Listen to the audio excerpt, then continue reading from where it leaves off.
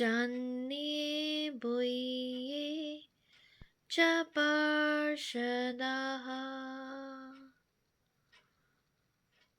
রামকৃষ্ণ গত প্রাণ সর্বং স্তান প্রাণ মাম্যহম। পূজনীয় স্বামী গম্ভীরানন্দজি মহারাজের রচনা অখণ্ড শ্রী রামকৃষ্ণ ভক্তমালিকা গ্রন্থ থেকে পাঠ।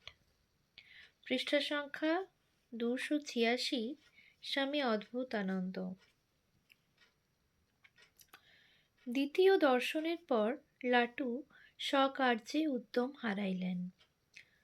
দক্ষিণেশ্বরে কথার ছলে ইহা শ্রীরামকৃষ্ণের কর্ণগোচর হইলে তিনি বলিলেন, এমনটি হয়ে থাকে, এখানে আসবার জন্য মন কেমন করে, একদিন পাঠিয়ে দিও। তদ অনুসারে লাটু পুনর্বার যেদিন দক্ষিণেশ্বরে উপস্থিত হইলেন, সেদিন কবিরাজ আসিয়া বিধান দিয়া গেলেন যে বায়ু পরিবর্তনের জন্য ঠাকুরের কামার পুকুরে যাওয়া উচিত। এদিকে লাটু ধরিয়া বসিলেন, আমি আপনার এখানে থাকব, আমি আর নকরি করব না। ঠাকুর তাহাকে যতই প্রবোধ দেন, লাটু ততই ক্রন্দনের সুরে বলেন, আমি আর ওখানে যাব না, আমি এখানে থাকব। অবশেষে ঠাকুর বলিলেন, আমিও এখানে থাকছি না রে। অগত্যা লাটুকে ফিরিতে হইল, কিন্তু তৎপূর্বে ঠাকুরের নিকট মণিগৃহে অনাসক্তভাবে অবস্থানের কৌশলটি শিখিয়া আসিলেন। পরে তিনি বলিয়াছিলেন, তার কত কৃপা, তিনি দেশে যাবার আগে আমায় কেমন সুন্দর শুনিয়ে গেলেন মনিবের সংসারে কেমন করে থাকতে হয়। কিন্তু আমার মনের দুঃখ যাবে কেন? হ্যাঁ, মনের দুঃখ যাবে কেন? মনিবের সংসারে নিঃসঙ্গ হইয়া থাকা চলে, সকলকে আপনার বলা চলে, সমস্ত কর্ম করা চলে, হাস্য কৌতুক পর্যন্ত চলে, কিন্তু মনের দুঃখ চাপা থাকিলেও ক্রমেই বৃদ্ধি পায়। তাই লাটু নিজেই বলিয়াছিল, জানো, তার জন্য আমার ভারী মন কেমন করত, বড় অস্থির হয়ে পড়তুম। রামবাবুর ওখানে থাকতে পারতুম না, লুকিয়ে দক্ষিণেশ্বরে যেতুম, কিন্তু সেখানেও আনন্দ মিলত না। তার ঘরে যেতুম না, সব ফাঁকা লাগত। দক্ষিণেশ্বরে তিনি ঘুরিয়া বেড়াইতেন, গঙ্গা তীরে বসিয়া কাঁদিতেন, পঞ্চবটিতে নীরবে কাল কাটাইতেন। পরিচিত ব্যক্তিরাও তাহার আরতি বুঝিতে পারিতেন না, মনে করিতেন রামবাবু বকিয়াছেন, তাই মনের দুঃখে বালক দক্ষিণেশ্বরে আসিয়াছে। এই সময়ে এক সন্ধ্যায় রামলাল দাদা লাটুকে প্রসাদ দিবার জন্য গঙ্গা তীরে যাইয়া দেখেন তিনি কাহাকে যেন প্রণাম করিতেছেন। প্রণামান্তে মাথা তুলিয়া লাটু তাহাকে দেখিয়া জিজ্ঞাসা করিলেন, পরমহংস মহাশয় কোথায় গেলেন? পরমহংস মহাশয়, মাথা খারাপ হইল না কি? নির্বাক রামলাল দাদা ভাবিতে লাগিলেন। লাটু তাহাকে বুঝাইয়া দিলেন, ঠাকুর দেশে থাকিলেও দক্ষিণেশ্বরে নিত্য অবস্থান করেন, সেখানে তাহার দর্শন পাওয়া যায়। রামচন্দ্র লাটুর পরিবর্তন লক্ষ্য করিলেন এবং ইহার কারণও বুঝিতে পারিলেন। তাহারই গুরুর প্রতি তাহার প্রিয় ভৃত্যের চিত্ত আকৃষ্ট হইয়াছে দেখিয়া ভক্ত রামচন্দ্র লাটুর স্বাধীনতায় হস্তক্ষেপ করিলেন না। অধিকন্তু লাটুকে বিদায় না দিয়া গৃহকর্মের জন্য অপর একটি ভৃত্য নিযুক্ত করিলেন। ইহার পর লাটুর কার্য হইল উৎসব আদিতে ভক্তদের ডাকিয়া আনা ও ফল মিষ্টান্নাদি দক্ষিণেশ্বরে লইয়া যাওয়া। ইহারই পরে এক সময়ে দত্তগৃহে জ্ঞানানন্দ অবধূত টাইফয়েড রোগে আক্রান্ত হওয়ায় রামবাবু লাটুকে অবধূতের সেবা করিতে বলিলেন। লাটু ওই কার্য সানন্দে গ্রহণ করিলেন। তখন অবধূতের মুহুর্মুহু ভাব হইত এবং তাহাকে নাম শুনাইতে হইত। ফলত রোগীর সেবা করিতে যাইয়া লাটুকে অবিরাম নাম উচ্চারণ করিতে হইত। অবধূতের সেবায় 4 মাস রত থাকার কালে লাটু মহাপ্রভু শ্রীচৈতন্যের জীবনের সহিত পরিচিত হইয়াছিলেন।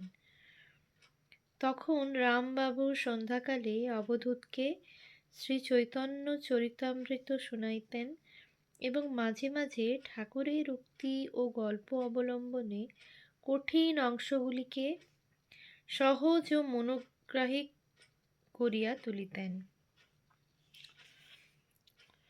দীর্ঘ 8 মাস পরে ঠাকুরের দক্ষিণেশ্বরে প্রত্যাগমনের পর একদিন সন্ধ্যা সমাগমে লাটু তথায় উপস্থিত হইলে ঠাকুর স্নেহভরে তাহাকে সেখানে থাকিয়া যাইতে বলিলেন। বলা বাহুল্য, লাটু সানন্দে স্বীকৃত হইলেন। রাত্রে প্রসাদ গ্রহণান্তে তিনি সেই দিন ঠাকুরের পদসেবার সৌভাগ্য লাভ করিলেন। সেই দিব্য স্পর্শে প্রথমে তাহার অশ্রু বিসর্জন হইতে লাগিল। ক্রমে তিনি নির্বাক, নিস্তব্ধ ও স্থির দৃষ্টি হইয়া বসিয়া রহিলেন। পরদিন মধ্যাহ্ন পর্যন্ত সে ধ্যান তন্ময়তার পরিবর্তন ঘটিল না। যখন মন্দিরে ভোগের ঘণ্টা বাজিল, তখন ঠাকুরের আহ্বানে ব্যবহারিক জগতে ফিরিয়া আসিয়া মন্দিরে প্রণাম ও স্নানাহার সমাপন করিলেন। সেবারে লাটু 3 দিন দক্ষিণেশ্বরে ছিলেন এবং তাহার সমাধিপ্রবণ মনকে সাধারণ স্তরে নামাইবার জন্য ঠাকুর তাহাকে অবিরাম নানা কাজে ব্যস্ত রাখিয়াছিলেন। 3 দিন পরেও লাটুকে প্রভুগৃহে ফিরিতে অসম্মত দেখিয়া ঠাকুর তাহাকে নানাভাবে বুঝাইতেছেন। এমন সময়ে রামচন্দ্র সস্ত্রীক সেখানে উপস্থিত হইয়া সব জানিতে পারিলেন। অনন্তর অনেক চেষ্টায় ও মার দত্তগৃহিণীর স্নেহের আকর্ষণে সে যাত্রা লাটু গৃহে ফিরিলেন। 1881 খ্রিস্টাব্দের জুন মাসে স্বীয় নির্বুদ্ধিতার জন্য শ্রীযুক্ত হৃদয় মুখোপাধ্যায়ের মন্দিরে আগমন নিষিদ্ধ হইলে সেবক অভাবে ঠাকুর বিশেষ অসুবিধায় পড়িলেন। এমনকি মন্দিরের কর্তৃপক্ষের দ্বারা নিযুক্ত হিন্দুস্থানি ভৃত্যও সে অভাব দূর করিতে পারিল না। তাই দক্ষিণেশ্বরে উপস্থিত রামবাবুকে ঠাকুর একদিন বলিলেন, দেখো রাম, এই ছেলেটিকে তুমি আমার কাছে রেখে দাও।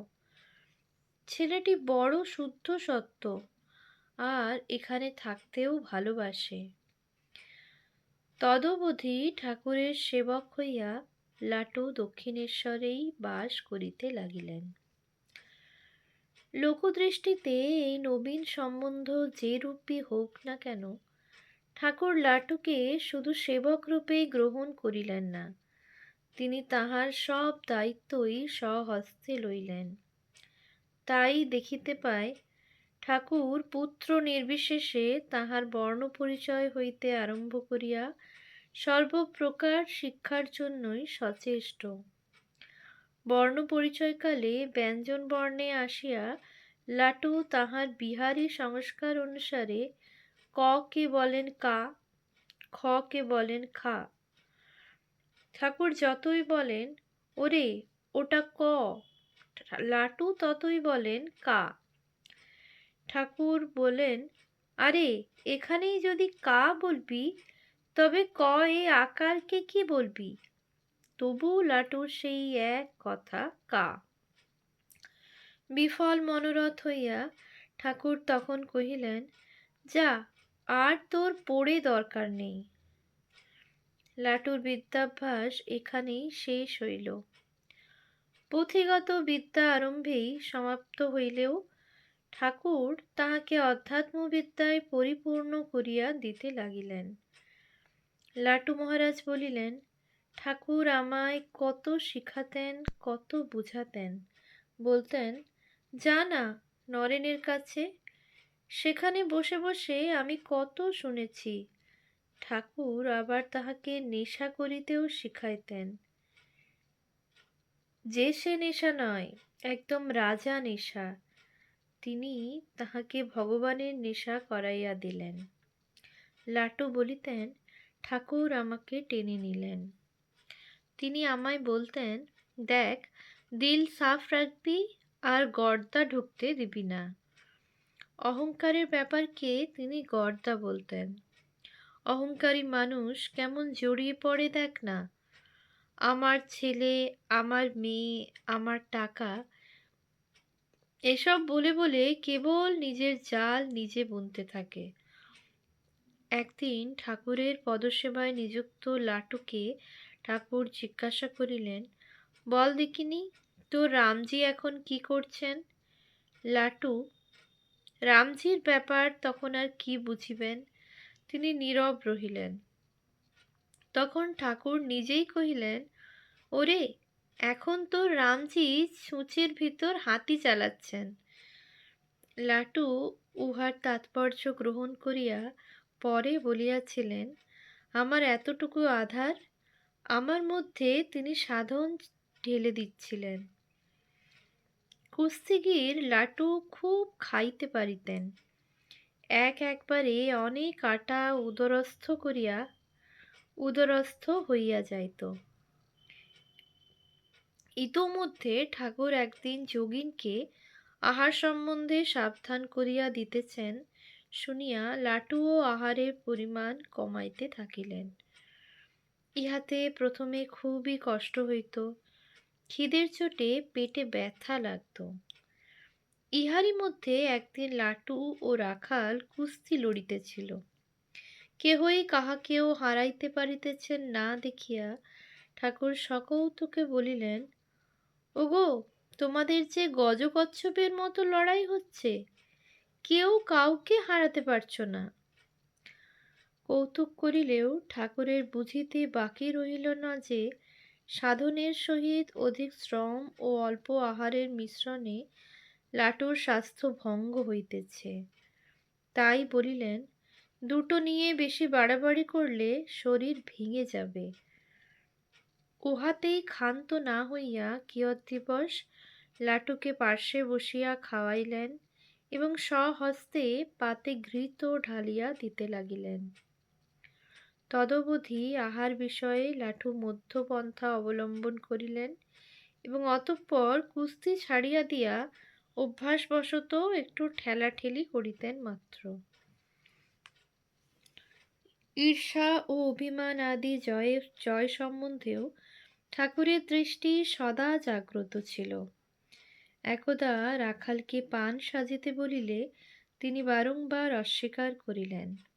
লাটু এরূপ আচরণের অন্তর্নিহিত নিবিড় প্রেমের প্রতি লক্ষ্য না রাখিয়া শুধু ব্যবহারিক বিচার দৃষ্টিতে বলিয়া ফেলিলেন, ও কি কথা রাখালবাবু, আপনি উনার আদেশ শুনছেন না, আবার তার উপর কথা বলছেন, এ আপনার কেমন ব্যবহার? ক্রমে দুইজনের বচসা আরম্ভ হইল।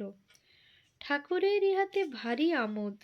তিনি পান সাজার কথা ভুলিয়া গিয়া রামলালকে ডাকিয়া বলিলেন, ও রামনেলো, রাখাল নেটোই যুদ্ধ দেখবি আয় রে। রামলাল আসিয়াই ব্যাপারটা বুঝিতে পারিলেন। তাই ঠাকুর যখন রহস্যোচ্ছলে প্রশ্ন করিলেন, এদের মধ্যে বড় ভক্ত কে? তিনি সহাস্যে উত্তর দিলেন, মনে হয় রাখাল। অগ্নিতে ঘৃতাহুতির ন্যায় লাটু জ্বলিয়া উঠিলেন। ঠাকুরও তখন সকৌতুকে বলিলেন, রাখালেরই ভক্তি বেশি, দেখতে কিনি রাখাল কেমন হেসে হেসে কথা বলছে, আর লাটুকে দেখাইয়া, ওই দেখ কেমন রেগে আছে। ক্রোধ তো চণ্ডাল, ক্রোধে ভক্তি শ্রদ্ধা উবে যায়। জোঁকের মুখে নুন পড়িল। লাটু অপরাধ স্বীকারপূর্বক চুপ করিলেন। তখন ঠাকুর বুঝাইয়া বলিলেন, পান খাওয়ার ইচ্ছা হয়েছিল দেহের, তাই রাখাল অমান্য করতে পেরেছে।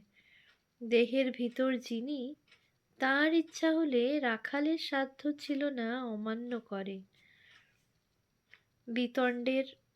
বিতণ্ডার পরে অবশেষে লাটুই পান সাজিলেন।